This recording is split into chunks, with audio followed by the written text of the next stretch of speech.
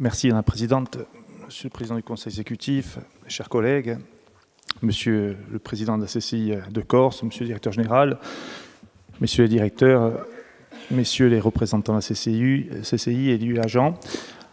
Alors quelques mots. Tout d'abord, une intervention en deux temps. Je pense qu'il faut reposer le cadre.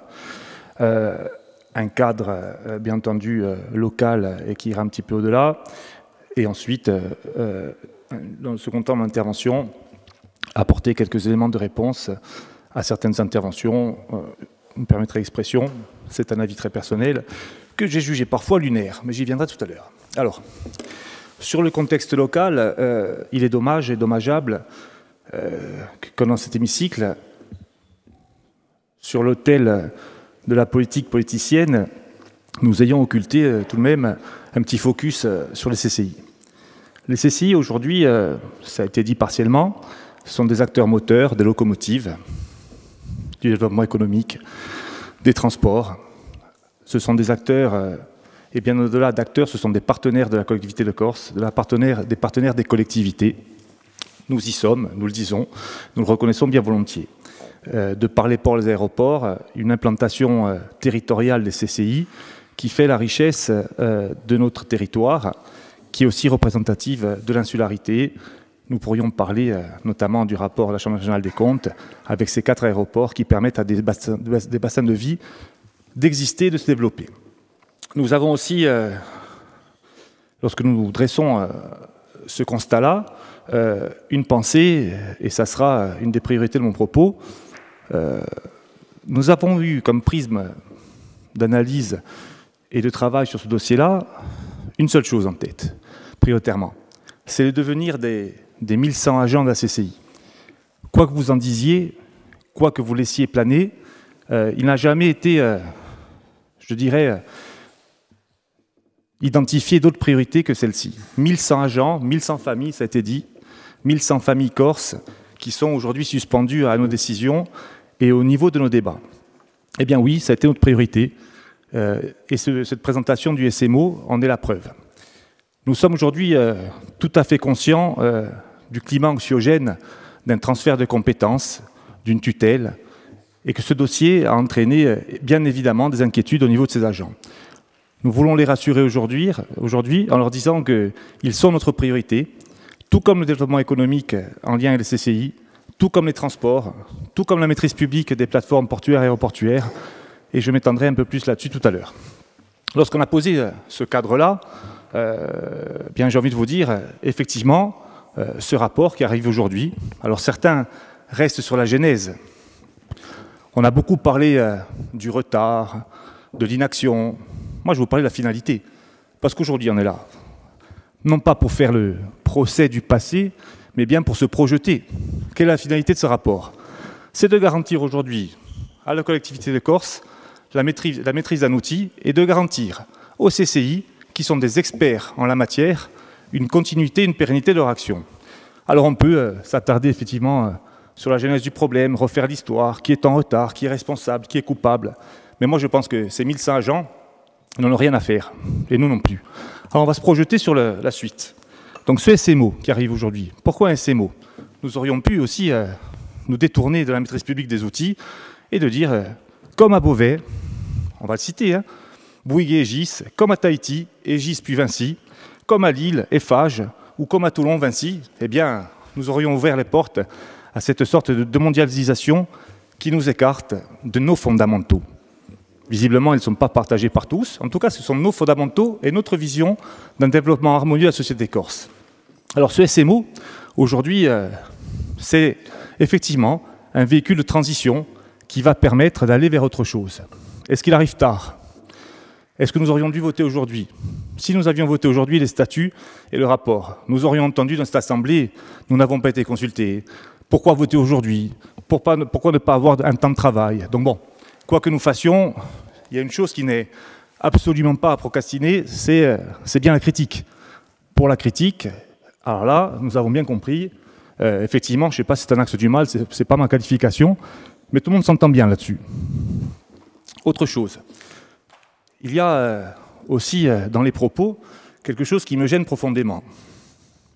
Et cette petite musique, puisqu'on nous reproche d'avoir cette petite musique sur un axe du mal qui n'en est pas un, loin de là, cher Jean-Christophe, on laisse entendre qu'il y aurait un tout-puissant, un roi qui a tous les pouvoirs, le président Simeoni.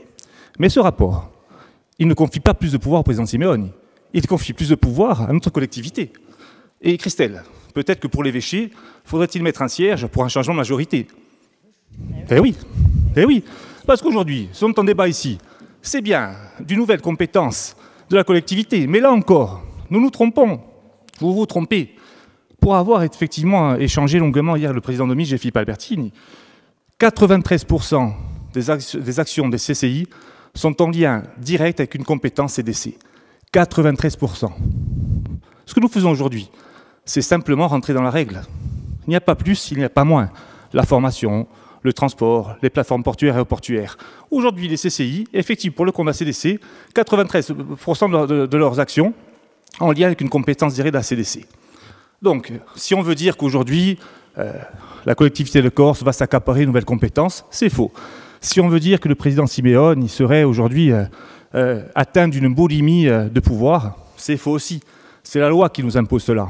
Donc nous sommes simplement dans un chemin qui a été tracé par la loi et nous essayons aujourd'hui de garantir une chose très simple, extrêmement simple, c'est un lien étroit entre la CDC, ce syndicat mixte ouvert, et la CCI. Et que chacun, avec ses prérogatives, ses compétences, et surtout, on n'a pas parlé, son savoir-faire, il n'est pas question d'enlever aujourd'hui à la CCI qui est si présente la moindre capacité à faire et à bien faire. Ça a été dit par Jean-Christophe et je le partage pour le coup, même si le mot désaccord est servi à toutes les sauces. Nous avons un accord sur une chose, la CCI, ça marche bien, ça marche très bien. Donc pourquoi changer quelque chose qui marche? Ce n'est pas de votre volonté.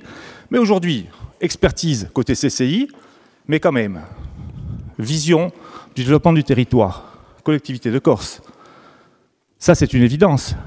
Et ce SMO qui va se situer, vous me permettrez l'expression, comme une courroie de distribution entre la collectivité de Corse et la CCI, permettra une meilleure fluidité, permettra d'éviter et de lever certaines critiques qui ont été émises, parfois à tort, parfois à raison, par la Chambre générale des comptes, et donc d'assurer un développement plus harmonieux du territoire dans le respect des 4 aéroports et des ports de Corse.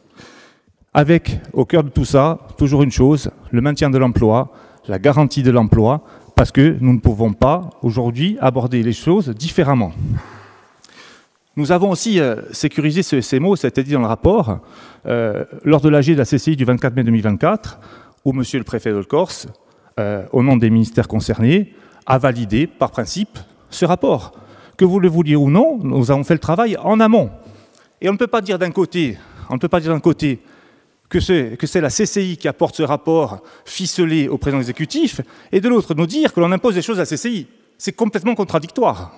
Soit le président de la CCI a fait le rapport avec ses services et l'a offert en cadeau de mariage au président de la CDC, soit c'était fait par des discussions et par du travail. Donc on ne peut pas dire tout et son contraire en permanence. C'est pas possible. C'est pas possible. Pour le reste, je veux dire, cette genèse qu'on veut nous servir à tort et à travers, je veux dire, aujourd'hui, elle est derrière nous. Nous sommes ici pour voter, c'est un rapport d'information qui présente le futur rapport et les futurs statuts qui seront votés lors de la séance d'octobre. Nous sommes sur une vision claire aujourd'hui de la collectivité de Corse. Nous sommes sur un travail qui a été partagé avec la CCI. Est-ce que nous sommes en retard? Sans doute. Lorsqu'on est à 3 mois d'une échéance, sans doute. Mais vous prenez comme terme implacable le 31 décembre 2024. Mais nous pourrions avoir aussi, s'il y avait un problème, vu qu'une solution a été proposée, eh bien, une prorogation de ces concessions sur 3, 4 ou 5 mois. C'est pas, aujourd'hui, il ne faut pas agiter les chiffons rouges, ce n'est pas une barrière infranchissable qui se situe au 31 décembre 2024. En tout cas, pour vous dire simplement que, bien entendu, au niveau du groupe, nous sommes favorables à ce rapport, nous sommes surtout favorables à la vision de transition qu'impose ce rapport. Paul Fix parlait de 7 ans. Ça ne sera peut-être pas 7 ans, ça sera peut-être 4. Mais en présentant ce rapport et surtout cette temporalité, que garantissent les 7 ans? Ça garantit aussi, dans le cadre où les prières des uns et des autres auprès de l'évêché soient exaucées, que la future mandature aurait en charge le devenir de ce SMO et du futur véhicule législatif. C'est ça qui vous est proposé aussi. On ne ferme aucune porte. On ne ferme aucune porte. Est-ce qu'il est aujourd'hui impensable que la collectivité de Corse, qui garantit la vision de développement, qui est propriétaire des plateformes portuaires et aéroportuaires, soit majoritaire et que nous soyons, nous, groupe de la majorité, majoritaire au sein de syndicats mixtes, effectivement, nous avons au niveau national un Premier ministre qui représente le plus petit groupe de l'Assemblée. Nous avons un ministre de l'Intérieur qui représente une droite conservatrice, qui représente sans doute pas grand-chose au niveau national. On peut le mettre ici aussi en avant, ou pourquoi pas en rêver. Pourquoi pas la majorité laisse sa place aux oppositions, les oppositions gèrent et la majorité subit. Pourquoi pas? C'est une vision démocratique comme une autre. Oui, la majorité territoriale sera majoritaire au sein du syndicat mixte. Oui, tous les groupes seront représentés. Josepha, Corinne Front, tous les groupes seront représentés. C'est la vision du président exécutif, ça sera présenté dans un prochain rapport. On nous fait immédiatement des procès avant même d'avoir discuté. Aujourd'hui, la réalité, c'est que ce rapport, pourquoi il est dérangeant pour certains? Parce qu'il a été fait avec l'accord des CCI, en partenariat avec les CCI, qu'il garantit le maintien de l'emploi de ces 1123 familles, et on voudrait nous faire un procès parce que nous serions en retard, alors même que l'échange n'est pas passé. Alors moi j'ai envie de vous dire, avant l'heure, c'est pas l'heure, après l'heure, c'est plus l'heure. Sauf qu'aujourd'hui, nous sommes dans un rapport d'information, nous verrons bien en octobre si nous serons au rendez-vous, et sur le 31 décembre, nous serons au rendez-vous aussi. Voilà, Monsieur le Président exécutif, en ce qui nous concerne, vous l'avez compris, nous vous soutiendrons dans ce rapport, je vous remercie.